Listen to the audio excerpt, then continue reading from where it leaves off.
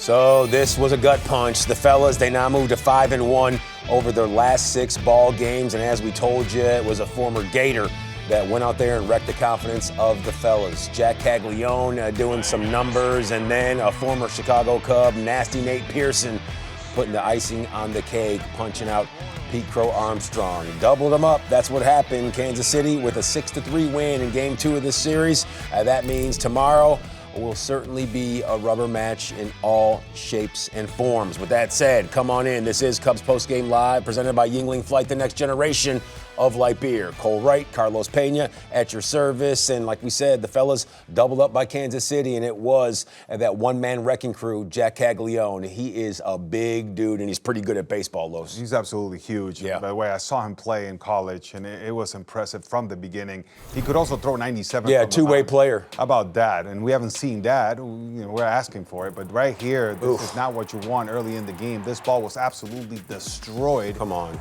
And then again, hitting a cutter the last time, just out of the ballpark as well. Just a big day for the big fella. Absolutely. This dude, 6'4", 240 pounds. And the swing, it looked effortless. 12 total bases, had a pair of doubles, 2 bombs, and it was really that insurance home run, the second one that helped keep the fellas in Kansas City out in front in this one. Yeah, you saw right there, the Cubs were fighting all the way to the end. They showed some life. They tried to put together a rally. They couldn't capitalize there at the end. And then Caglianone came with another big hit and sort of just created some distance, a cushion for the Royals. Ultimately, they were able to capitalize it into a W. Yeah, we know the Cubs, they've had a knack for coming back in the last few ball games, but Clay Holmes in this one making his maiden voyage as a Chicago Cub, but right off the rip with Jac Caglianone swinging that support beam, he never really had a chance to settle in, did he? Yeah, that was tough. I mean, right there, gets a fastball, right? That's a two-seamer that we know is pretty good. He's got great movement, started it at his hip.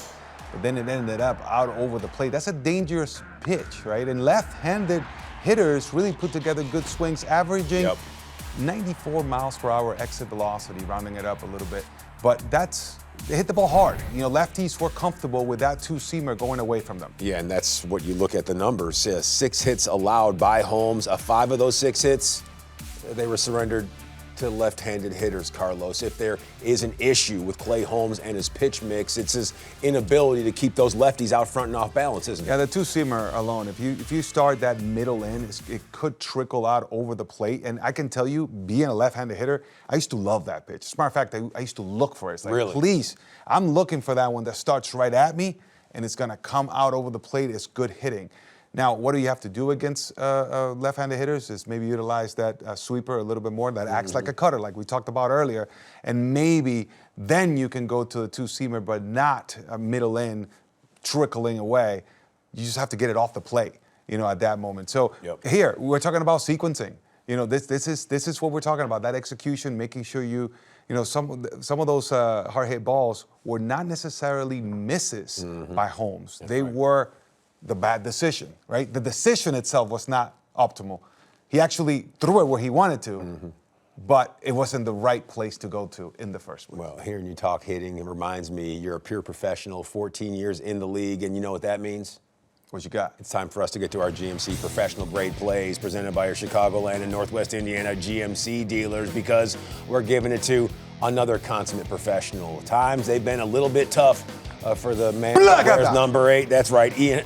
Maybe a subdued Placada. Yeah, I didn't want to get too excited about this, but I have to because he's been struggling for a while. Been mired. Yes, in the middle of a slump we've been talking about this, how the Cubs need that bat. So it's very good to see Happ get some bullets out there, squaring some baseballs up. And not just the home run, the at-bat before that, we saw a ball driven extremely well, then the long ball, then another one that was hit on the screws. That's what you want to see. You want to see whoever's in a slump driving the ball in succession. And when Ian Happ can tack together not 1, not 2, but 3 at-bats where he's seen the ball extremely well, and then he can continue to take a free pass, that is when this lineup gets lengthened. Rob, he knows that. Don't let Happ get hot, and don't let Clay Holmes get hot, because he had the ground balls working for him tonight. 9 ground ball outs, and Craig Counsell, he's a fan. Listen up. Yeah, I mean, I thought, it kind of, in the end, it kind of looked like a first start.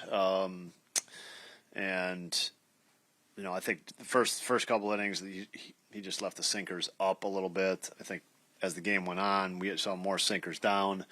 I think he didn't have all of his off-speed pitches kind of cooking tonight like he needs to. Kind of battled through that, but in the end we got we got 70 pitches in. He got another outing in. He'll get better as we go here. You kind of mentioned before the game that expectation of it could take a couple outings to roll into it. What did you see in terms of the recipe that he has that can kind of help him do that? Yeah, I mean, the ball's going to be on the ground. I mean, I think we saw that. That's what he's good at. The ball's going to be a ground. There's going to be a lot of ground balls. The infielders are going to make plays. We made plays, and we saw that. So that's there. The sinker's there. He's going to have it. So that's the bread and butter. And then just being down with that pitch is important. They had 7 left-handed hitters in the lineup, and so you got to get the ball down to the lefties. But he got the ball on the ground to the lefties too. And when he didn't, it gets hit. That's kind of the story for those guys. Just before the game, we were talking about Happ, the homer, the double. Just can something like that just like let a guy maybe exhale a little when you're going through a slump? Yeah, I think.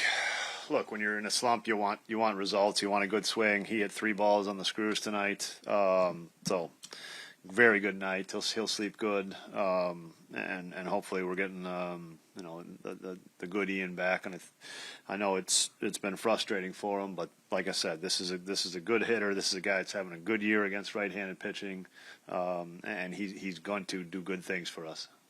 How helpful was it just to have Colin kind of plug in? Yeah, I mean, I think Colin did a nice job for sure. I mean, we gave everybody a day off. There was nobody else that got up in the bullpen. That's important. I know it's a loss and that's not good, but to give everybody a day off, it was really important. So, job well done by Colin. Thank you. Colin Ray coming in and essentially being a fireman, but like Craig said, even though the result is not what the fellas were looking for, saving the bullpen, that is huge. Scott Hatch, the clutch hits just weren't there tonight. Go win the series tomorrow, please. Absolutely. The fellas 8-9 in rubber games, and tomorrow we'll be on the line. Will the boys be able to pull back to 500 in said instances? We'll find out.